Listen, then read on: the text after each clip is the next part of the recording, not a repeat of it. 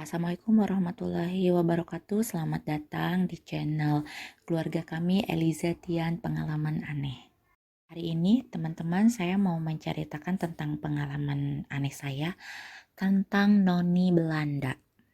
Nah teman-teman, ceritanya sewaktu saya masuk kuliah itu, saya itu kan eh, harus tinggal di asrama gitu.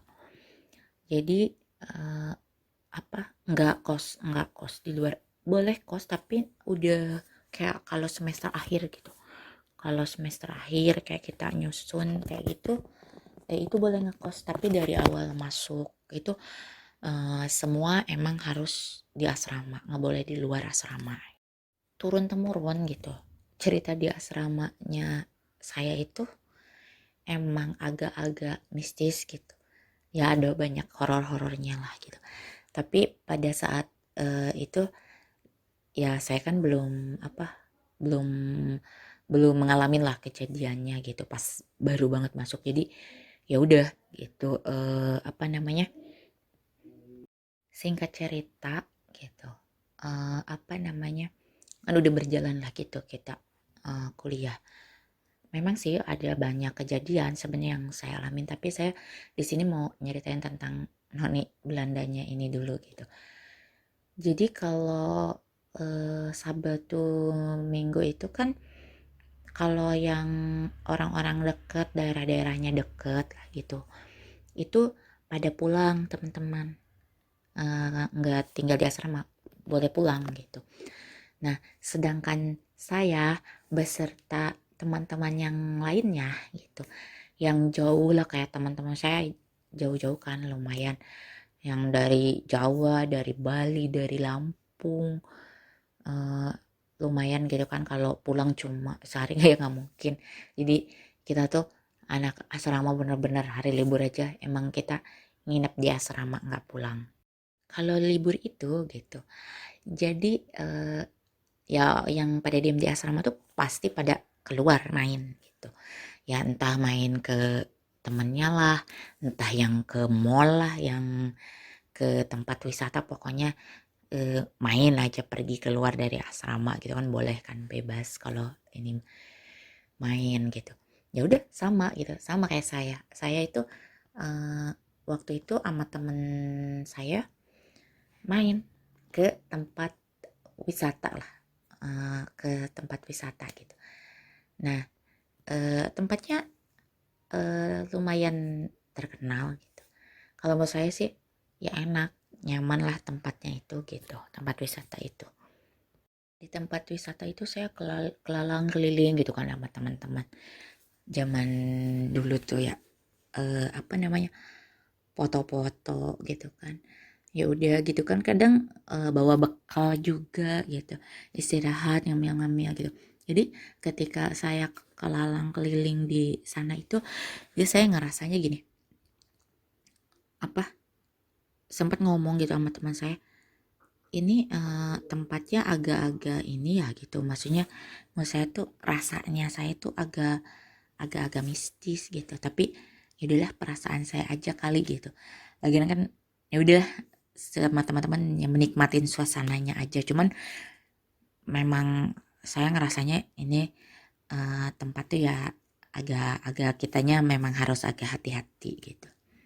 Setelah udah mulai lelah kali kelalang keliling di tempat itu wisata, rame sih, rame, banyak banyak orang gitu kan, namanya juga tempat wisata kan gitu.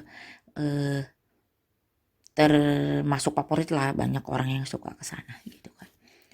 eh Ya udah tuh, karena udah capek udah itu, akhirnya kata teman saya pulang yuk gitu, karena udah lumayan lah, kaki udah pegel gitu, udah gempor lah, jalan-jalan di dalamnya kan harus jalan keliling gitu. Akhirnya pulanglah kita.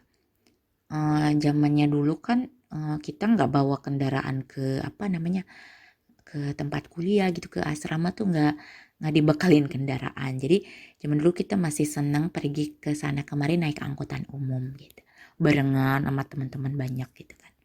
Setelah pulang nyampelah nih ceritanya ke asrama nih. Nah ketika saya masuk, jadi kebetulan kamar saya itu berada di atas. teman-teman saya banyak yang di bawah gitu. Di atas ada beberapa, mereka udah pada kayak masuk duluan gitu kan yang ke atas. Nah karena saya tuh ya kayak gitulah, ngobrol-ngobrol sama teman sambil jalan gitu. Jadi yang duluan-duluan gitu kan. Dan yang teman ngobrol saya kan di bawah, jadi dia ke kanan, saya lanjut dong ke tangga gitu kan. Mau mau ke sana. Kamar saya tuh di atas paling ujung juga. Kamarnya paling terakhir. Nah, harus masuk lorong gitu, lorong dulu, belok lagi gitu ke lorong gitu. Nah, pas di tangga gitu, sepi karena belum pada hari Minggu malam biasanya kan pada datang anak-anak asrama itu gitu. Jadi itu kan belum malam, masih sore juga, masih belum sore-sore banget kali, jam berapa gitu ya itu. Cuman emang asrama itu kalau emang udah nggak banyak orang gitu, emang sepi, mau siang mau malam suasananya kayak yang angker aja gitu, sepi aja gitu, sunyi banget gitu. Nah itulah saya ke tangga gitu, dan kagetnya gitu ketika udah pertengahan tangga gitu, saya kan tadinya nunduk gitu, tiba-tiba pas saya lihat gitu gini, ada orang berdiri di situ di atas, masih di tangga tapi paling atas gitu. Terus saya gini, kaget, oh ada orang, tapi nggak pikir yang gimana gimana, cuman agak lumayan ada orang, jadi nggak sepi, saya masuk lorong gitu kan. Nah udah gitu, tapi dia nggak ngomong, diam aja berdiri. Nah saya pikir kan mungkin dia lagi nungguin temannya kali, dia mau pergi, jadi nunggu kan biasa tuh kalau kalau lagi nunggu teman di situ di tangga, ayo buruan gitu kan, suka gitu. Tapi dia nggak ngomong kayak gitu, diam aja di situ gitu. Yang berdiri ini perempuan kan, cuman mukanya bukan muka kayak kita-kita gitu. Saya tuh dia tuh mukanya kayak orang Belanda, noni-noni Belanda. Bajunya aja pakai apa? Ingat banget, dress selutut, tapi kayak ada renda-rendanya gitu gitu, lucu ya gitu kayak gitu. Rambutnya dia agak ikal-ikal sebahu gitu kayak gitu. Terus saya tuh dalam hati gini, oh di asrama ini ternyata ada yang mukanya muka-muka orang Belanda gitu ya gitu. Tapi saya nggak kenal gitu, karena kan ya udah, saya pikir mungkin karena saya juga anak baru, belum tahu semua orang di sana gitu. Ini kakak tingkat kali ya, karena kan seangkatan saya nggak ada yang mukanya kayak gini. Terus pas saya lewat tuh dia senyum gitu. Ya udah saya senyum, ya udah tuh saya nggak ngebalik badan lagi lah, nggak ngelihat sana sini, udah lurus aja ke lorong ke belakang yang mau ke arah kamar saya. Kejadian yang saya ngelihat noni-noni Belanda itu eh, nggak saya ceritain ke teman-teman gitu. Maksudnya ya saya pikir kan orang yang di asrama itu juga gitu. Cuman nah ketika udah malam kan udah pada banyak yang datang kan, udah rame gitu, udah rame tuh. Kakak tingkat juga udah pada datang rame. Nah lagi udah rame gitu kan, udah agak malam mau pada tidur kan. Saya nanya gitu kan, ada kakak tingkat saya. Saya nanya sama kakak tingkat, teteh emang apa kakak tingkat ada yang mukanya noni-noni Belanda ya teh? Tingkat berapa ya teh gitu? Soalnya aku belum lihat, karena aku juga belum keliling-keliling istilahnya di kayak di lorong bawah gitu kan, saya belum kenal-kenal semua juga. Per kamar-kamar kan kamarnya banyak gitu. Lantai bawah itu kamarnya banyak gitu. Lantai atas kan lumayan juga, jadi kan belum kenal. Tata tingkat saya ngomong gini, nggak ada yang mukanya noni-noni Belanda katanya gitu. Biasa aja sama muka-mukanya gitu. Memang kenapa? Eh, Masa sih teh gitu, nggak ada. Saya lihat ada yang mukanya noni-noni Belanda gitu. Kali apa? Ada tamu kali, kata ke yang mau nengok kali ke sini. Ya masa ya di dalam asrama gitu kan, waktu itu kan oh, ibu asramanya tuh galak banget, nggak mungkin tamu masuk ke dalam tangga mau ke arah lorong kamar-kamar, kan ada ruang tamunya aja di depan gitu kan, kalau mau bertamu gitu kan. Masa iya teh, nggak mungkin masuk ke atas teh gitu, tamu mah di sono di luar di ruang tamu itu gitu. Ah nggak tahu ya apa ya, wah jangan-jangan apa tuh gitu. Ah udah ah katanya, takutnya yang serem-serem kata tetehnya gitu. Setelah kejadian itu nggak pernah dibahas-bahas lagi, ya udah gitu kan. Nah saya juga belum lihat lagi dia gitu, ya udah jadi kayak ya udahlah, dengan segudang tugas kuliah banyak ya udahlah, lupa tuh maksudnya tentang itu gitu kan. Eh, pas nah ketemu lagi lah gitu, maksudnya udah agak lama gitu ketemu lagi sama eh, apa libur istilahnya, Sabtu Minggu libur gitu kan, ya seperti biasa yang pada pulang-pulang yang enggak gitu di asrama. Cuma kebetulan pas libur itu tuh karena kan udah lumayan pada kenal gitu sama yang lain-lainnya, jadi saya memutuskan nginep di kamar bawah, di kamarnya temen saya gitu. Jadi malam itu kan udah pada sepi gitu kan, udah pada pulang gitu. Tapi di asrama itu kan semua juga harus benar-benar disiplin gitu sama ibu asrama saya itu gitu. Eh saya itu kan naruh sendal ya di depan pintu kamar teman saya. Kata saya mau dimasukin karena kan nanti ibu asrama, oh ini di mana aja sendal gitu kan, takutnya gitu. Jadi udah malam udah sepi gitu, lorong aja sepi banget gitu.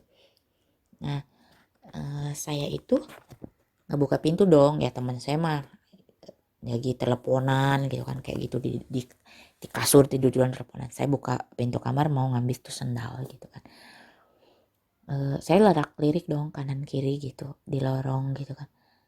Eh, Tiba-tiba saya ngelihat nani-nani Belanda itu, tapi arahnya mau ke apa namanya, ke lorong belakang di bawah, tapi itu di lorong bawah ya, tapi mau ke arah belakang, tapi belum nyampe ke belakang bangetnya sih gitu. Saya lihat tuh dia itu kayak mau ke arah eh, apa ujung lorong pertama ini gitu. Nah di ujung sana tuh kan, di ujung lorong itu ada pintu ya, pintu itu tembus ke ruangan gudang, tapi itu bisa tembus juga keluar.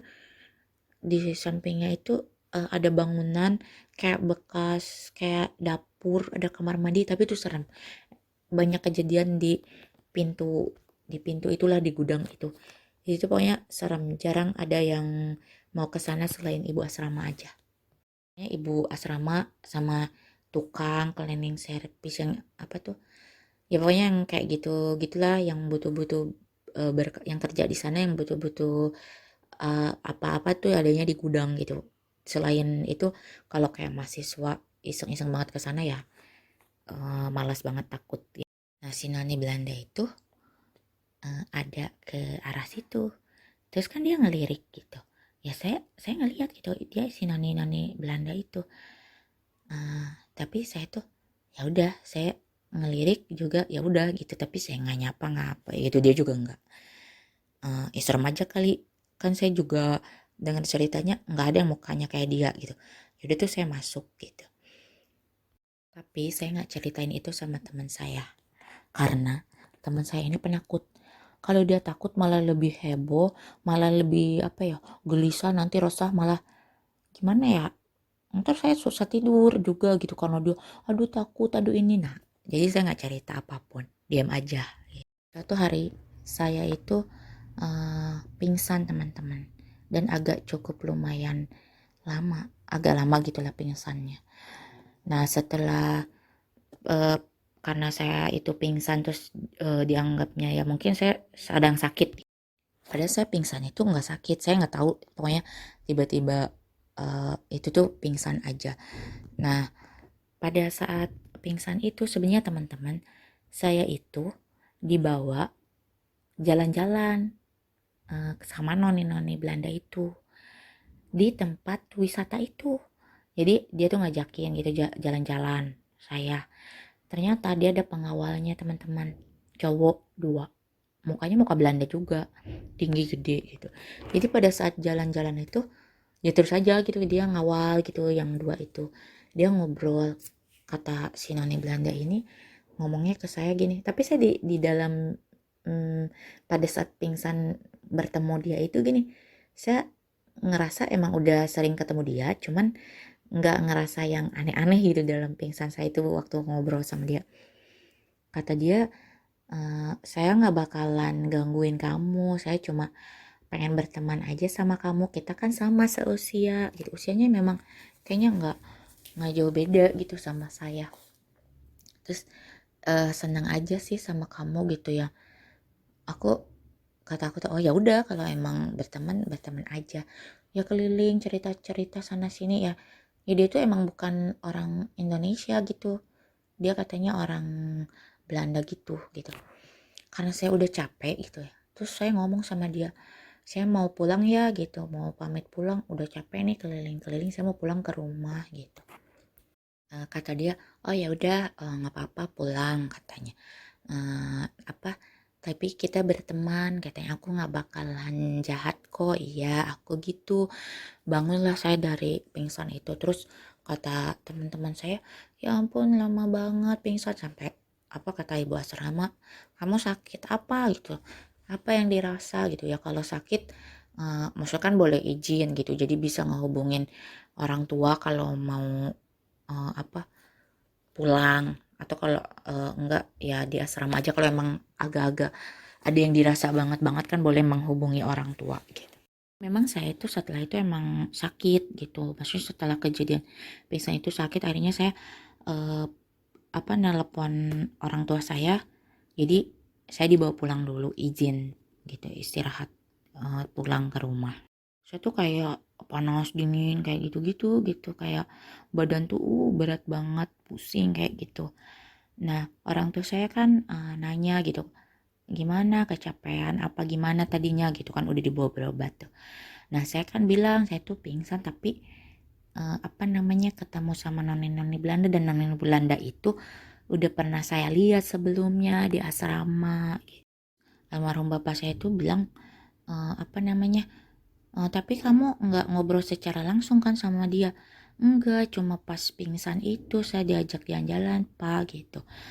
Oh ya udah tuh, akhirnya kan bapak saya manggil ustadz gitu, takutnya kan ya kenapa-napa gitu sama saya. Nah pak ustadznya itu udah datang tuh kan ke rumah gitu ya, biasa didoain di ruqyah gitu. Terus pak ustadznya apa namanya, ketika itu kan lagi berdoa tuh dia bilang, padaku belum belum belum cerita sedetail gimana tentang noni Belanda, cuman bilangnya kan ayah saya, anak saya sakit gitu karena sering ada hal-hal yang aneh di asramanya gitu. Nah si ustadz ini ngomong kayak gini gitu, eh, ada yang ini ya gitu, ada yang nemenin ngikutin gitu, tapi ini kayaknya eh, kayak orang-orang Belanda gitu gitu kata Pak Ustadznya. Ya udah, Pak Ustadznya tuh kayak udah berdoa lagi tuh kayak gitu, terus dia tuh kayak kayak komunikasi bagaimana sih, saya juga eh, ingat-ingat lupa, cuman dia tuh ngomong gini, tapi ini bukan muslim gitu. Ini apa beda gitu kan, makanya kamu dideketin juga, udah mah ini kan makhluk lain juga gitu, jadi kayak kamunya nggak kuat badannya gitu, jadi sakit gitu kayak gitu. Bapak saya minta ya udah gimana, dijauhin aja daripada anak saya sakit gitu kan. Cuman si itunya nggak tahu gimana komunikasinya, katanya katanya Pak Ustadz cuma gini ngomongnya ke saya, Neng ini bisa diajak komunikasi sebenarnya sama kamu, tapi ya udah terserah kamu gitu, tapi kalau emang nggak mau, emang mau dilepas, mau dijauhin, ya udah katanya didoain gitu.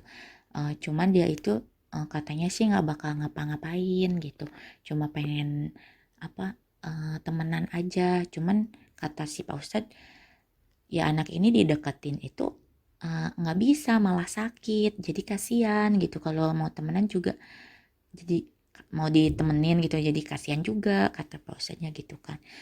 Ya udah Neng, katanya dijauhin aja tuh ya gitu. Ke saya ngomong, iya Pak Ustadz nggak apa-apa gitu kan, kata saya. Ya lagian ke sayanya aja panas banget gitu kan, nggak tahu sakit, badan tuh sakit banget pokoknya rasanya.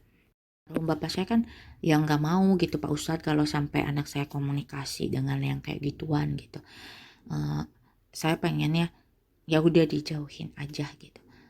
Cuman kata Pak Ustadz nih, kalau jauh jarak doang kayak jauh tuh, jadi dia tuh nggak bisa pergi aja gitu aja, enggak gitu. Jadi kayak mantauin dari jauh tapi kayak ngikutin, tapi nggak sedekat kayak kemarin dia di samping. Mungkin kemarin kan di samping kalau ngikutin, kalau sekarang tuh ya enggak, dia dari kayak jauh ngeliatin gitu, kayak gitu katanya. Ya udah, yang penting kata almarhum bapak saya, jangan komunikasi, jangan anak saya komunikasi sama ini gitu. Terus juga ke saya juga bilang, pokoknya jangan komunikasi gitu. Baca-baca doa lah gitu. Ya udah tuh, setelah itu tuh saya kan udah selesai didoain gitu, udah agak lumayan enak badannya, pulang lagi lah kan ke asrama. Saya masih sempat beberapa kali sih suka lihat gitu waktu di asrama, tapi kan memang udah di nggak bolehin deket-deket banget juga kan gitu. Lagian nggak enak kan, ke sayanya juga panas gitu kan, hawanya nggak enak banget ya. Sekilas emang masih suka lihat. Katanya sih sebenarnya bukan dari asrama noni-noni Belanda ini, tapi dari tempat wisata itu gitu. Cuman ngikutin saya nyampe ke asrama gitu teman-teman.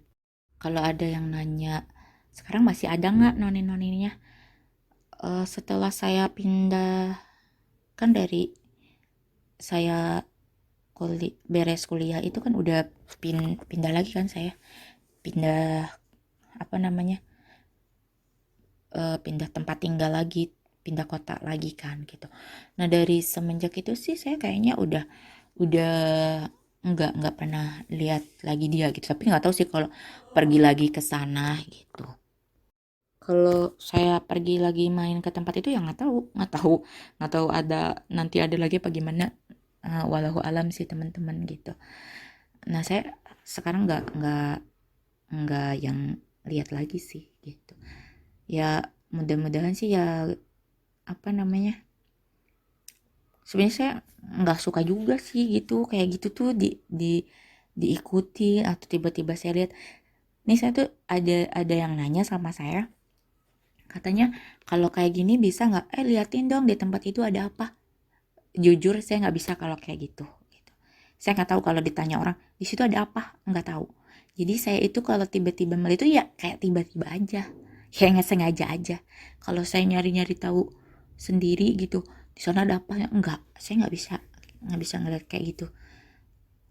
Jadi kayak menurut saya tuh kayak ya lagi apa saja kali tiba-tiba lihat gitu, kayak gitu nggak sengaja aja gitu, yang bukan disengaja, maksudnya disengajain banget pengen lihat, nggak bisa gitu saya tuh. Jadi jangan apa ya, yang diartikan oh ini kayaknya bisa deh ngeliat ini itu, enggak. Saya malah enggak. Dari kecil aja kalau sengajain aduh pengen lihat ini, enggak lihat gitu. Dengan tanpa nggak disengaja aja gitu, tiba-tiba aja. Ya sebenarnya sih gak enak juga teman-teman kalau kayak kita tiba-tiba sengaja lihat itu tuh, tiba-tiba sengaja ngerasain itu tuh, badan kita tuh sakit gitu, nyeri-nyeri semua, terus berat banget, kadang mual, pusing, bener-bener kayak energi kita tuh kayak hilang gitu. Jadi nggak enak banget gitu. Jadi apa namanya, saya tuh aduh males deh kalau udah ngerasain kayak gitu. Ada apa ya nih gitu, kayak gitu saya tuh. Nah sekian dulu ya teman-teman cerita dari saya tentang noni Belanda ini. Udah nggak lihat lagi saya gitu. Besok-besok saya lanjut dengan pengalaman-pengalaman saya yang lainnya ya. Jangan bosan-bosan, tetap kunjungi channel ini. Subscribe, like, comment, and share. Terima kasih untuk semuanya. Assalamualaikum warahmatullahi wabarakatuh.